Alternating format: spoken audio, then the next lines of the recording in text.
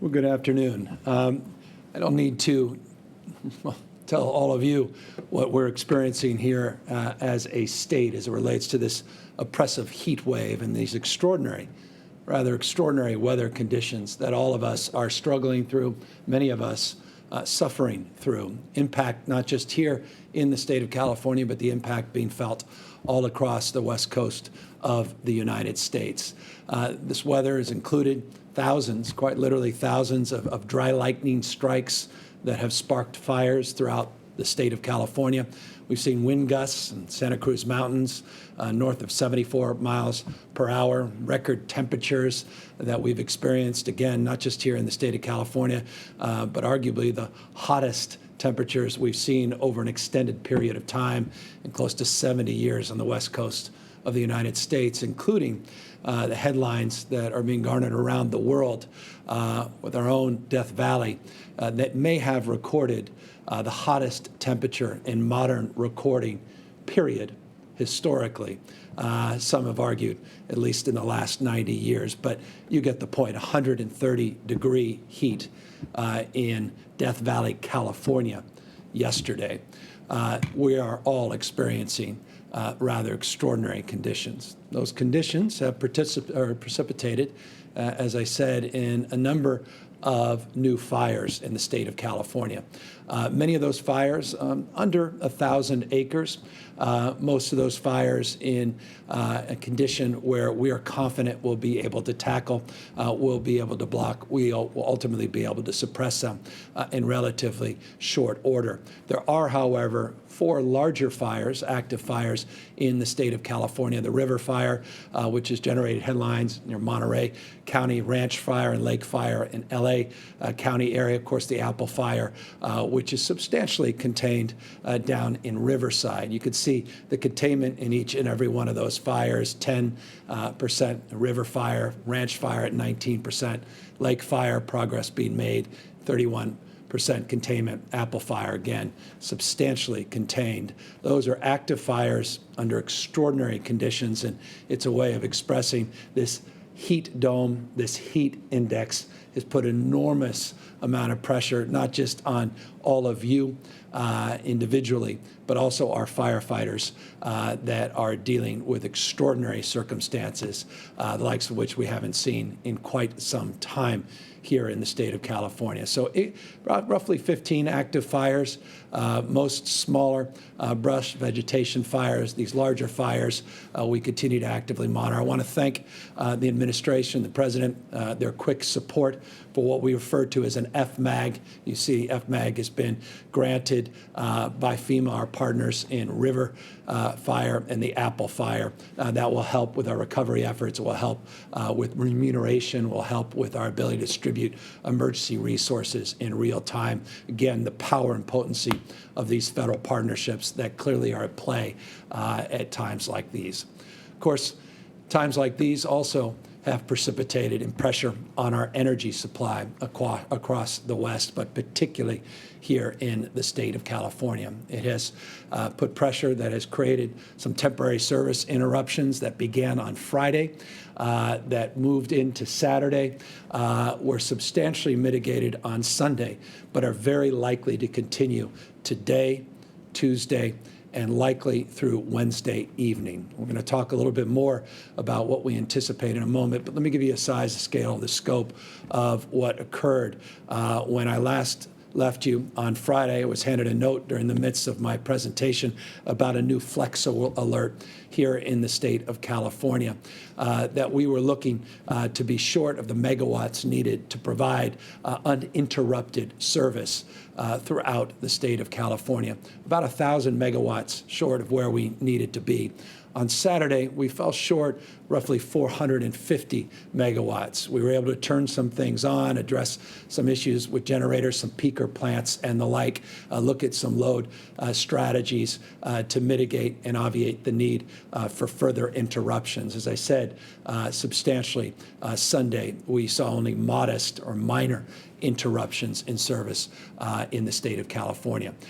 Today, we are anticipating substantially greater need for energy, roughly 4,500 megawatts, 4,400 to be precise, short of where we believe we need to be. Now, that's top line, and I'll explain in a moment that we're not just going to accept that as fate. We're going to try to work to reduce the stress and reduce the need to reach that 4,400 megawatt goal through different strategies, demand reduction, different strategies in terms of procurement of new energy and the like. But this next few days, we are anticipating being challenged as it relates to all of these conditions that have precipitated at once in this historic moment. We always have maintained that, golden oldie, you can't control the weather, but you can prepare for the weather events. And let me just make this crystal clear. We failed to predict and plan these shortages, and that's simply unacceptable. I am the governor. I am ultimately accountable and will ultimately take responsibility, have taken, I assure you, responsibility to immediately address this issue and move forward to make sure this simply never happens again here in the state of California. We began that process, again, shortly after I left you on Friday, worked throughout the weekend with our Energy Commission, with CAISO, our independent system operator, and the California Public Utilities Commission.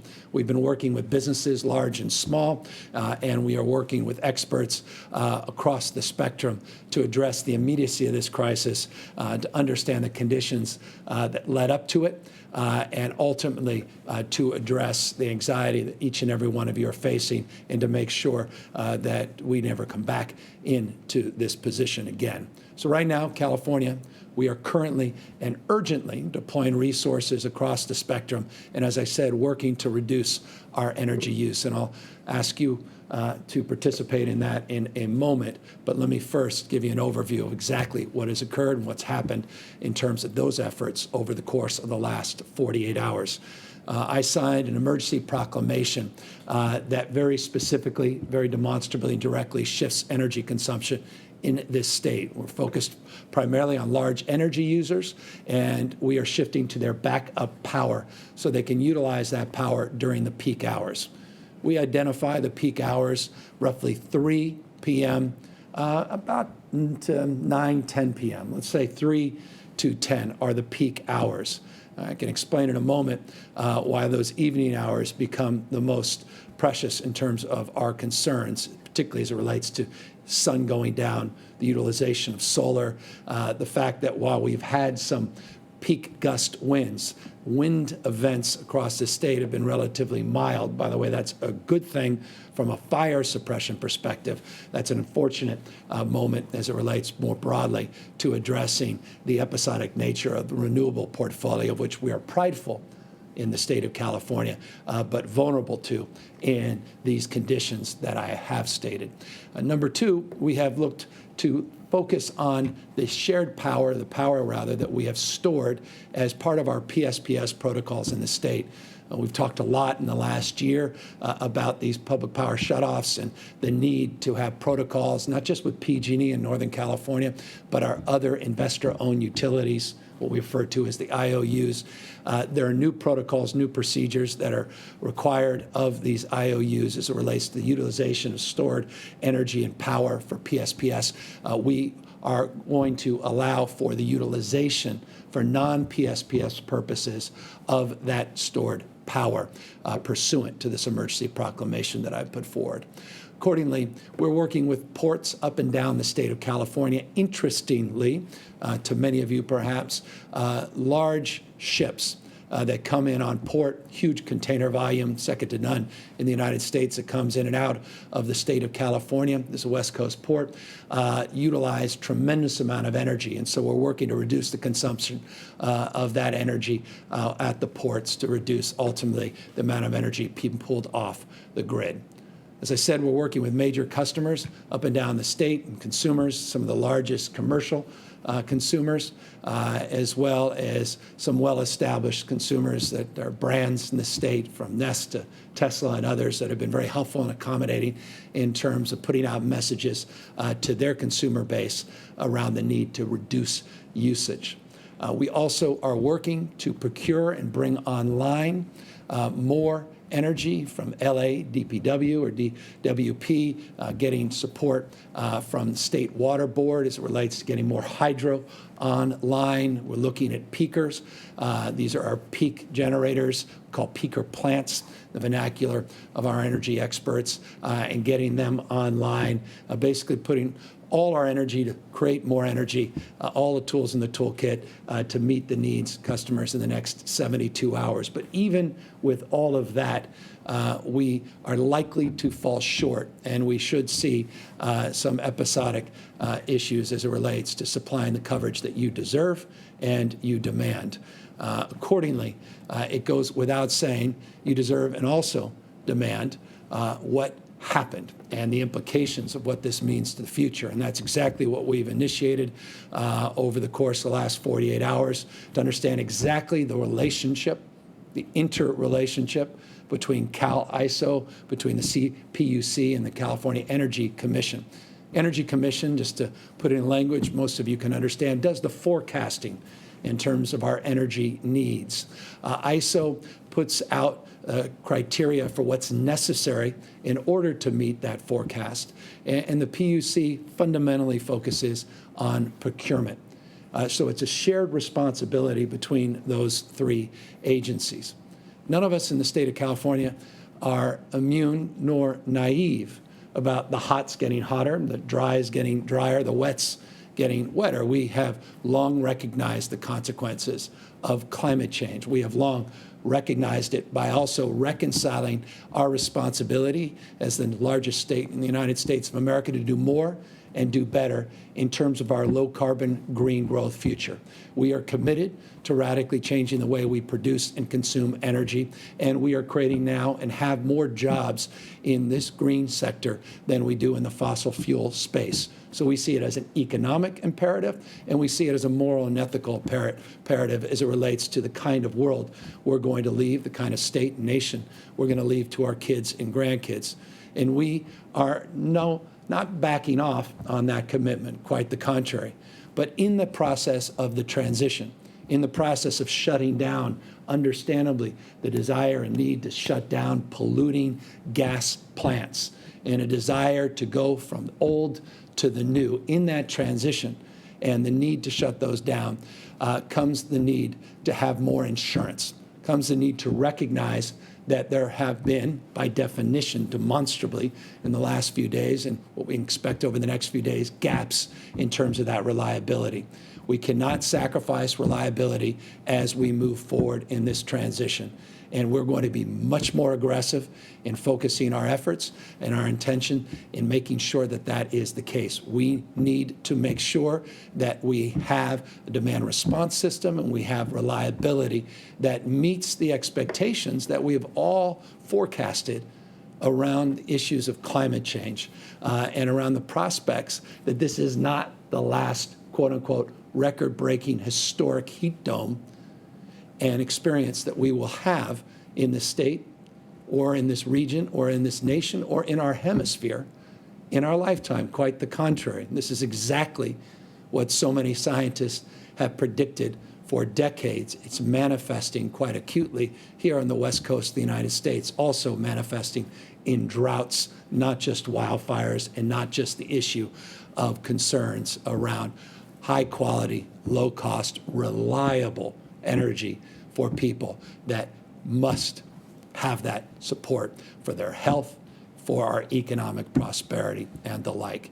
So one thing I am certain of is that we will move forward with the kind of focus and diligence that's required of us to meet our responsibility head-on, to guarantee protocols, processes, forecasting that's more sober around the potency of solar, what it means when there's higher humidity, as we've experienced, and the impact that has on solar, what it means as it relates to our broader portfolio mix, our interdependence with imports, our current protocols with exports of energy to West Coast states, and our capacity on storage in particular that substantially needs to be improved as technology is catching up. Our efforts need to be advanced in this space. But I am confident in our capacity to deal with that. And the reason I maintain that confidence is the work that we've been doing in the last year, particularly the work we have been doing with our largest public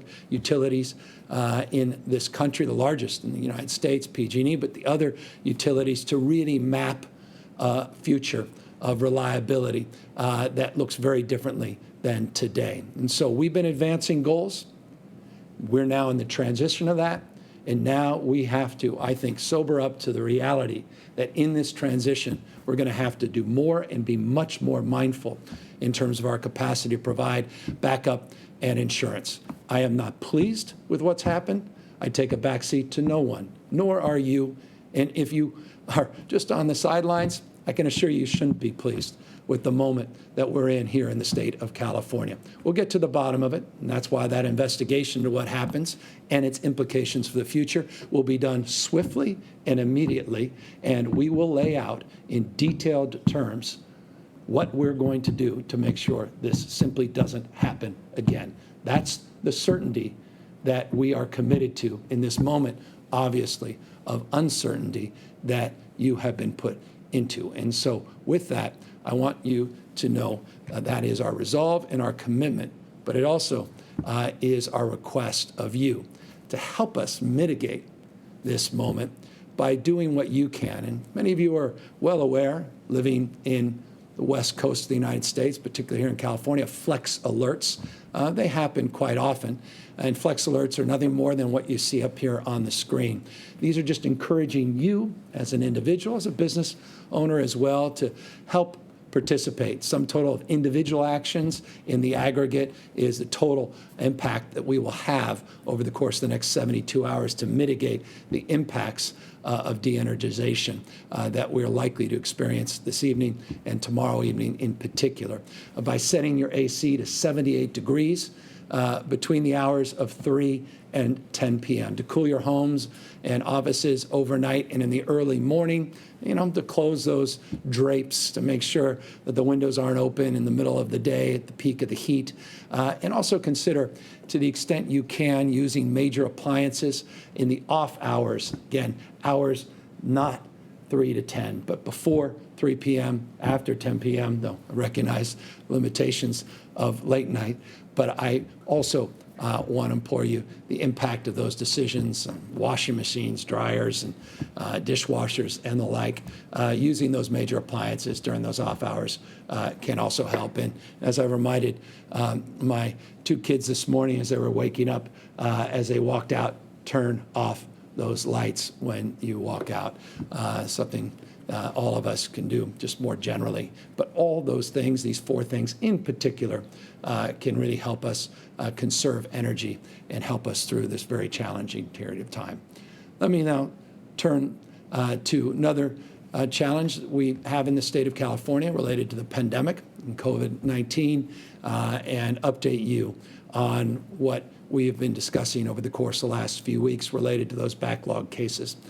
We have adjudicated the positivity of over 295,000 cases that were in the backlog. We had a lot that were deduplicated, so we were able to get a new numerator, denominator, forgive me. Bottom line is we have 14,861 positive cases that we have put through our backlog. And as you know, we were able to clear out all of those backlog cases last week, and the numbers we presented last week include all of the numbers you see up on the screen. So when we did that, we also made a commitment to you to go back to the county monitoring list. Remember, this state, 58 counties, each county has its own unique conditions, unique circumstances and challenges. Some parts of the state less impacted by COVID-19 than other parts of the state. So we put out a criteria and a watch list, what we call a monitoring list, and we update that on a consistent basis.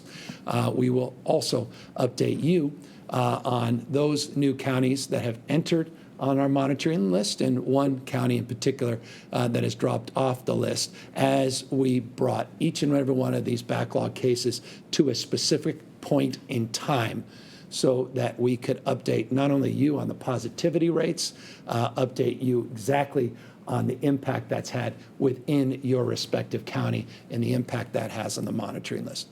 Here's what the rate looked like before this is the backup of the backlog, but this is the positivity rate, what it looked like before we put in all of those backlog cases. You can see on the blue line, those of you that may be watching, where we were before the update, and the orange line is where we are post-update. It follows a similar trend. The numbers aren't precise, but they're not substantially off, 7.6 to 7.5. When you look back on July 25th, 7.2 versus 7% around the beginning of August. But bottom line is the trend line is as we asserted, and as the hospitalization number and the ICU numbers suggested. And that's an encouraging sign, again, even when you include the positivity rate with the backup. You can get a closer look here. This looks more like an EKG chart than anything else, and this could confuse anybody, but you get a sense of, where we thought we were doing a little better when we announced a few weeks ago than we were, and it looked like when you start adding all those backlogs, we're looking a little worse. The bottom line is we're smoothing all of that, and we have reconciled all of that. So where does that leave us?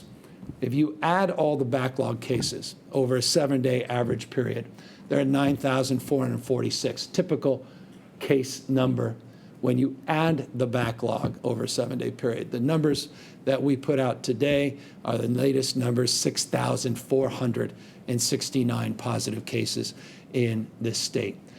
Those case numbers are high, but they are trending in the right direction. Let me be more specific and more precise. We are now averaging close to 134,000 tests every single day here in the state of California. 133,632 is our average 7-day daily number of tests we have conducted. The percentage of people that have been tested over the course of the last 14 days that have tested positive for COVID-19 is 6.5%. So our positivity rate over a 14-day period in the state of California is 6.5%.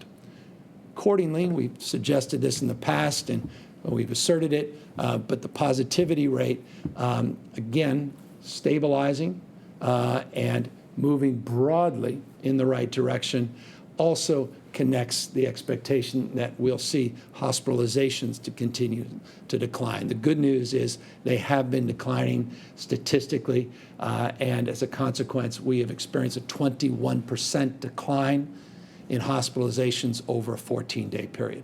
So 6.5% positivity, all the backup numbers included, updated numbers on hospitalizations, down 21% over a 14-day period. By the way, we're now at 7% of our healthcare system capacity represented with COVID-19 positive patients, 7%. As it relates to ICU admissions, we are down 16% over a 2-week period. So again, hospitalizations as well as ICU admissions trending in the right direction.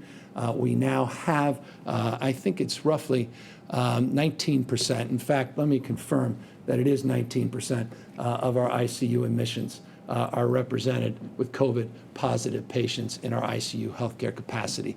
But again, hospitalizations trending downward, ICU numbers now also trending downward along with the positivity rates here in the state. Let me update you on the monitoring list. Last monitoring list you saw was on August 3rd, and this was the 38 counties out of our 58 counties that were included. The new monitoring list we're putting out today now has 42 counties on the list. Again, you have to be on the list for 3+ days, or rather, you appear on this list as long as we see trends over a 3-day period. You pull off if we see 3 days of trends holding stable as well. So we go from 38 counties to now 42 counties. Let's get underneath, look at which counties were added and which county was removed. You'll see that Amador and Mendocino counties were added. And this is the first in the day we went back to 725. And Amador was 2 days on. Mendocino was 2 days on, officially went on that third day. I want to just applaud the leadership in Mendocino. They didn't wait for this updated information. They made modifications to their stay-at-home order. I want to thank their health officer and their county board of supervisors, among many others, for their leadership in this space. So Amador, Mendocino, you see Inyo County, Calaveras, and Sierra. Sierra just joined the list over the weekend. Calaveras on Thursday. Santa Cruz on Friday was removed from the list. So we've said this in the past. You've seen this in the past. This is a dynamic list. People come on, people come off. The numbers shift every single week. And I anticipate this week the numbers to shift again. It looks like, all things being equal, and the latest reporting period, 24-hour reporting period, which we will have later this evening, it's very likely San Diego will join the list of those counties removed. So likely tomorrow, though we'll update this, likely tomorrow that you see San Diego on that list. But Santa Cruz is currently the one county that was removed from the list. So this is an updated monitoring list. And I encourage people want to learn more about the monitoring list, want to get under the hood, understand the criteria that leads to how you end up on it and how you end up off it. Go to covid19.ca.gov, covid19.ca.gov. For more information, you can toggle and actually go to your county and learn with some specificity exactly how your county is doing and get a sense of the prospects based on the trend lines, the encouraging trend lines on hospitalizations, ICUs, and positivities, case rates, the likelihood that your county may soon come off that monitoring list. As always, we can't ever have a presentation where we don't encourage you to continue to do one of the most important things you can do to mitigate the spread of this disease, also mitigate the prospects that we'll have to extend these monitoring counties and see our schools reopened. That impact can be substantially made by your commitment and resolve to wearing a mask. Physically distancing, always one of the most important non-pharmaceutical interventions that we can make, and washing your hands, minimizing mixing where you can. And so that is a slide very familiar to those that have taken the time to watch our presentations. I want to just conclude by reminding you of how deadly this disease continues to be. Over the course of the last 14 days, we have averaged, over a 14-day period, the loss of 132 lives on any given day, which is just jaw-dropping when you consider that. And so our heart goes out to every single family that has been torn apart because of tragic loss of a loved one. And I also want to extend just my personal respect, my deep, deep admiration. I had a privilege a few days ago to have a meeting with a number of doctors, a number of nurses, some ICU nurses that talked about being at wit's end and how emotionally exhausted they are, not just physically exhausted they are. But nothing was more impactful to them and to me than the issue of loneliness that they described with loved ones that are in an ICU, intubated, likely to lose their lives, but cannot see a loved one, cannot see the hand reach out to say, I love you and I'm going to miss you. The impact on that, the impact on them, so profound. And I just want folks to know, none of us, for the grace of God, any of us, end up in that circumstance, end up on the other side of this equation. And that's why it is so important. It's so important that we take the responsibility to do a little bit more and a little bit better with wearing the masks and trying to do what we can to minimize mixing. They described, one of the nurses described buying extra iPhones so their loved ones can see their loved one in an ICU. The only way they could see them is virtually. Others described, all but being there as, well, the only one swaddling a young child, singing to a young child because a COVID-positive mother can't even breastfeed. A COVID-positive mother can't even hug their child. That bonding experience, that human experience. Forgive me for belaboring this, except to say people are still dying from this pandemic. Don't be misled by the 18 numbers, the 18 people that we advertised today that lost their lives. We send to see these on Monday, the data from the weekend. 132 human beings losing their lives in an average day over the course of the last 14 days. This disease is deadly. Take it, please, please, take it seriously.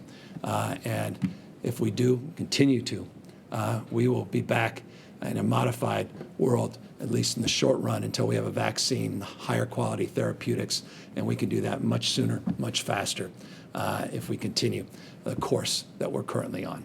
So with that, I'm happy, of course, to take any questions. Alexei Kosip, SF Chronicle. Hi, Governor. Shortly before you spoke, the head of the ISO essentially pointed the finger at the PUC for this shortfall. Do you share that assessment? Is there anything you're planning to do, direct the PUC to do, to make sure that we have enough energy in the coming days and weeks? And is there anything as big as infrastructure upgrades or new projects that you would support to make sure that happens? Well, all of the above. We're looking to do exactly that. That's why the emergency proclamation went out. That's exactly what the emergency proclamation calls for. And we are working to get more peaker plants online. We're working to get more hydro online. We're looking to mitigate some of our exports. We're looking at scouring more imports into the state. We're looking at those backup generators that I noted on the PSPS protocol. So all of the above. We're looking at the demand management side. We're looking at the efficiency side. The state of California is taking leadership in terms of its own state operations, and we've asked the private sector, commercial, as well as through the Flex Alerts individuals to do the same.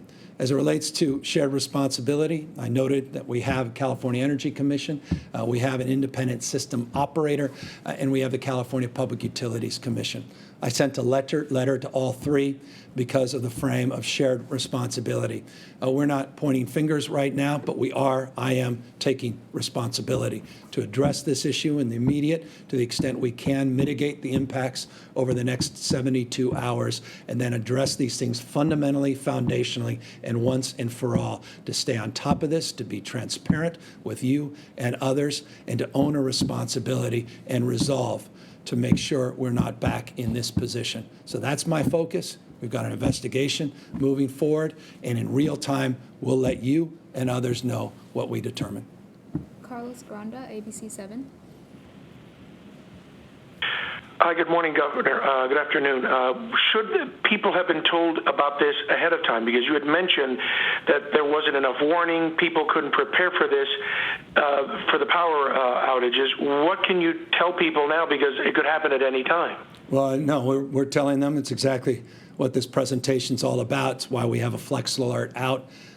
We were, as I said a moment ago, notified around this time on Friday, made a presentation, though it was an interrupted presentation on the Flex Alert on Friday.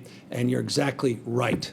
People should have been told sooner, and that is exactly the purpose of the investigation, the purpose of understanding exactly what led to these conditions and how we can mitigate it. Let me just say briefly that we did something else as it relates to notifications, and that is the IOUs, the investor-owned utilities, three of the largest, well-known, San Diego, Sempra, of course, here, Northern California, PG&E.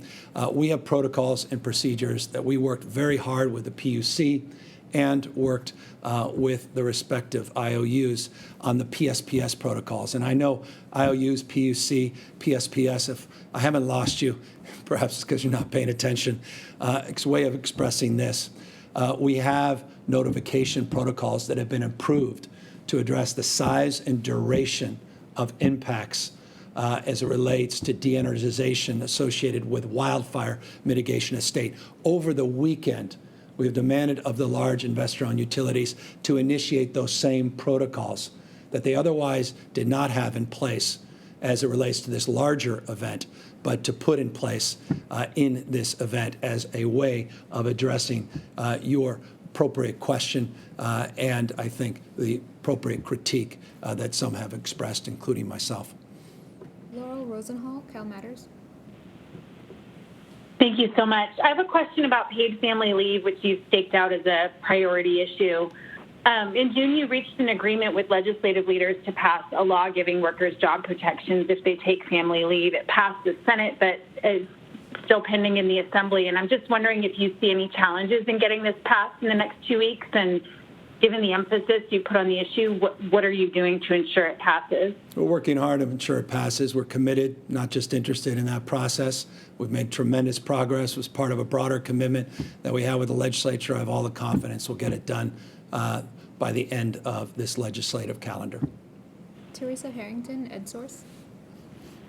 Hi, I was wondering about how these outages may be affecting distance learning in terms of the required instructional minutes and how attendance is being taken. Would the instructional minutes be given a waiver if there's a power outage, and would students be given excused absences? Yeah, well, let me get back to you in the details. Look, obviously, extenuating circumstances. We have to be flexible. We are not ideological. And so that's a right question. As a parent, it's a question we've had, my wife and I, as it relates to people preparing for distance learning. But I want folks to know this. This is very temporary. We're expecting, because of the magnitude of this weather event and the fact that this heat dome in this high pressure system is really set in on the west coast of the United States, that we will start to move away. Temperatures may be hot, but not as hot, not as humid as we've seen. Conditions will present themselves after Wednesday where we could substantially mitigate this. Again, these are not permanent conditions. The de-energization would likely occur in those later peak hours, not in the early morning instructional hours. But nonetheless, if there are extenuating circumstances, absolutely we'll be open to making adjustments and being very mindful of the impacts, considerations you set forth. Sean Wolfock, Mercury News. Hi, Governor. I was the head of the ISO had said that they'd warned the Public Utilities Commission about the prospect of power shortages of this sort years ago, and somehow that was not heeded. Can you comment on that? Did you know that when you beforehand, or did you just find that out? Yeah, so it's exactly why we're doing the investigation. We'll have real transparency in that space, well aware of that interaction. Again, there's a shared responsibility here, three-legged stool as it relates to energy in the state of California. The California Energy Commission are forecasting, particularly with extreme weather events and our need to improve that process, those protocols. The framework of what's necessary, protocols and procedures, the application of our energy policy at ISO, we're investigating the same, and the California Public Utilities Commission and the work they have done based on forecasts, based upon the application of these rules as it relates to procurement is also being reviewed. I'm very mindful, and I'll just close, forgive me for being more long-winded in response to your question. I'm very mindful of the dynamics of energy policy, having spent the larger part of last year trying to address PG&E's bankruptcy. We put together an advisory group to lay out the tenets of a more dynamic, more reliable, affordable, dynamic, disaggregated energy system here in the state of California. We have a consultant that laid out the parameters and guide rails of what that energy future would look like. I made a presentation along these lines on multiple occasions, and we are committed to address the immediacy of this challenge, but moreover, the medium and long-term commitment and resolve to a green energy future maintains itself, but with a much more dynamic, responsible, accountable, and focused approach than we've seen over the course of the last number of years. And so that's what the investigation will determine. That's what this process ultimately will resolve. Taryn Luna, LA Times. Governor, Governor, you said you didn't know about the problem with the Cal Ready system when you disclosed the decline numbers a couple weeks ago, and now it sounds like you're saying the state had failed to predict and plan for the current energy shortage, and you're ordering an investigation into it. So is there a communication problem within your administration, or No. why are you not aware of and planning for these major issues? Governing a state as large as ours, it's difficult to predict everything that happens every single day. It's ultimately my responsibility. I thank you for, I think, the appropriateness of the question, but I certainly have a responsibility when things do come to my attention, and I'm being very transparent with you about when they did, which I think is important, to take responsibility to fix them. Vermel, Politico. Yes, hi there, Governor. Thanks so much. I was wondering if you support grid regionalization. Excuse me. That was the concept that was introduced by Assemblymember Holden last year. It passed the Assembly, but not the Senate. Supporters say that it could lead to better coordination of sharing electricity supplies across the West, and was wondering if you would be willing to talk with the labor unions that have historically been opposed to this concept. Well, I have. I've been in constant contact going back to my time as Lieutenant Governor when Governor Brown was exploring regionalization. Not only labor concerns, there's some reliability concerns, and there's concerns in full transparency without getting into the merits and demerits of regionalization as it relates to the current makeup of FERC. The current administration in the White House in Washington, D.C., and the conditions as it relates to PG&E as an entity, our IOUs generally coming out of bankruptcy, and the need to address all of those issues together, including, obviously, the issues that have been raised in the last 48 hours. So the answer is yes, we have been in active conversations. I have personally for a number of years in this space, and it was the collective wisdom of legislative leaders, not just labor leaders, but the entire administration, that in the midst of all of this, particularly with those large IOU questions, because of the resulting bankruptcy of the largest utility in the United States of America, PG&E, that it was best to wait until the process completed itself to get them out of bankruptcy and to begin to stabilize our portfolio. That includes the importance of the IOUs as well as community choice aggregators. Again, this is complicated. And when I start talking about CCAs and FERC, again, I imagine most of you are rolling your eyes, except to say that all of this is connected, and regionalization is certainly one of those things that can not only connect the broader regional grid in terms of the western states, but also connects to the broader conversation as we move forward. Michelson, Fox 11. Hi, Governor. In the midst of all this, there's also a presidential campaign this week and a convention, and on Thursday you're going to address the entire country on behalf of California. I'm wondering if you could give us a preview of what we can expect to hear from you and what you're looking for this week. I appreciate that. So no direct speech on Sunday, more of a engaged conversation with another well-known elected official. But I'm honored and certainly humbled by the privilege of having that time and that moment to engage with someone I have tremendous respect for. You'll learn more about that in the next few days. But more important than anything else, I look forward to the people of the United States learning more about Joe Biden, learning more about Kamala Harris, learning more about this historic moment in our nation's history, quite literally, forgive the Obama-ism, turn the page on the status quo and bring us to the lightness of a much brighter future. Final question, Taryn Mento, KPBS. Hi, Governor. Thanks for taking my question. I'm calling from San Diego. Officials have, said the region meets criteria to come off the list for at least 5 days now, so 2 more than the criteria set by you to be removed. So why the delay in confirming that for San Diego? And officials here are also telling us that businesses can't open up when the region is confirmed off the list because the state hasn't released new guidance. So can you clarify why previous guidance from earlier reopening isn't acceptable and when you will release new guidance? That's right. July 13th, we would have put out guidance that specifically stipulated that nothing subsequent in terms of reopenings can occur until the state health officer concurs. So you're correct in that assessment.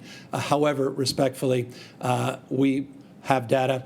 We have crunched that data. As I anticipate, or as I stated, we anticipate San Diego to come off tomorrow. So I imagine that's good news from perspective of the county. In fact, I think it's extraordinarily good news, speaking on behalf not just of the county, but also of the state of California. We're very encouraged by that. We want to continue to see progress, not just in San Diego, but all across the state. I want to also acknowledge the progress made in Santa Cruz. But as members of some of the elected family members we've been in contact with in Santa Cruz made the point, the dynamics between the counties and the nature of this pandemic and the spread and the like, the dynamic nature is that these things aren't necessarily permanent unless we adapt to modifications and address the transmission, which continues to be very, very challenging for all of us, not only in this state, but across the country. But San Diego, we anticipate come off tomorrow based upon our analysis of the numbers, and we look forward to making that announcement. Well, with that, thank you all for allowing me the privilege of your time. I look forward to coming back, updating you on our efforts. I encourage folks on the Flex the Power to really take advantage of this opportunity, not only to participate in helping us mitigate this very challenging next 72 hours and the impact of this heat wave and this heat dome that now is sitting on top of the great state of California, but also in the process potentially save some dollars. I noted my wife this morning that just making a 5-degree difference in your temperature setting could save 20% of your cooling costs. And so every incremental thing you do in this space not only will help us in the aggregate to reduce the impacts of de-energization over the next 72 hours, but also can impact the bottom line in terms of your household expenses. As always, please wear a mask, try to avoid mixing as much as possible, continue to physically distance. Thank you again, from the bottom of my heart, for all the incredible work you've done as a state. It's demonstrably reflected in those hospitalization numbers, those ICU numbers, and a positivity rate at 6.5%. We need to get it below 5%, and we need to see it below 5% for a period of time. We're moving in the right direction. Let's continue the good work. Thank you all.